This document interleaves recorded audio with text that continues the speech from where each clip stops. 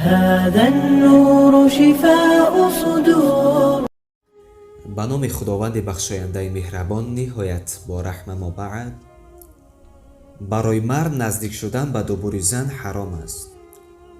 از مفهوم آیت سابق، زنهای شما کشزار شما هستند. هر گونه که خواهید به کشزار خود درآیید.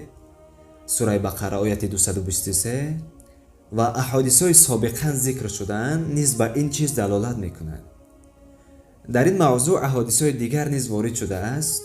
اول از سلمه رضی الله عنها گفت وقتی که مهاجران به نزد انصاریان به مدینه آمدند، مهاجران با بعضی از زنهای انصاریان ازدواج کردند و مهاجران هنگام خانه‌داری از عاقب زن نزدیک می شدند. انصاریان باشند این کار را نمی کردند.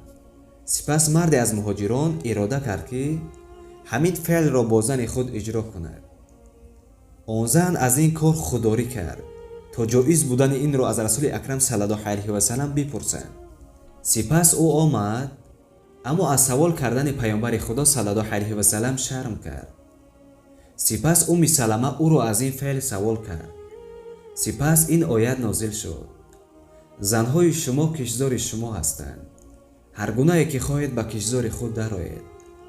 و گفت نه، یعنی روا نیست مگر اینکه از یک مکان، یعنی از فرج. روایت احمد و ترمذی او را صحیح دانست و ابو یعلا و بیهقی با اسناد صحیح با شرط امام مسلم. حدیث دوم از ابن عباس رضی الله عنه است که گفت عمر ابن خطاب به نزد رسول اکرم صلی الله علیه و سلم آمد و گفت هلاک شدم.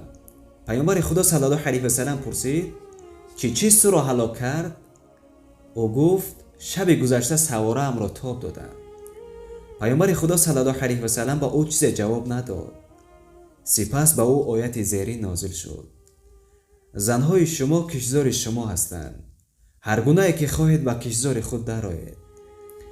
او پیامبر خدا صلی الله علیه و سلم گفت نزدیک شو به همسرت از پیش یا عاقب، اما از دبر و در حال حیض دیدن نزدیک مشو. روایت نسائی و ترمذی و طبرانی و واحدی با اسناد حسن. امام ترمذی نیز این حدیث را حسن دانستند. حدیث سیوم از خزیمه ابن ثابت رضی الله عنه است که گفت یک مرد پیامبر را از نزدیک شدن عاقب زن سوال کرد.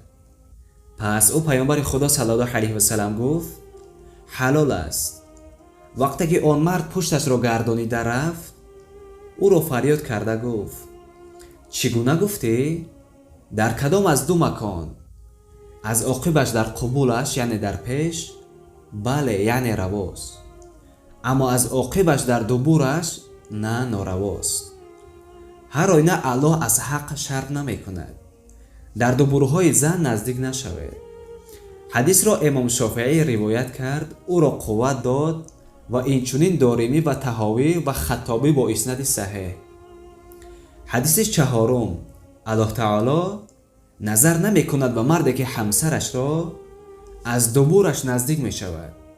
روایت نسائی و ترمذی و ابن حبان و سند او حسن است و امام ترمذی نیز او را حسن دانست. ابن رهوی باشد حدیث را صحیح کرد. حدیث پنجم: لعنت شده از شخصی که از عاقب‌های زنان نزدیک می شود، یعنی از دبرهایشان. روایت ابن عدی با اسناد حسن. حدیث ششم: هر کی زن حیض دیده را یا از دبر زن نزدیک می شود یا به سوی جادوگر رفته به گفته او باور می کند، هر آینه به آنچه که به محمد نازل شده بود کافر شده است. روایت اصحاب سنن غیر از نسائی. السلام علیکم و رحمت الله و برکاته.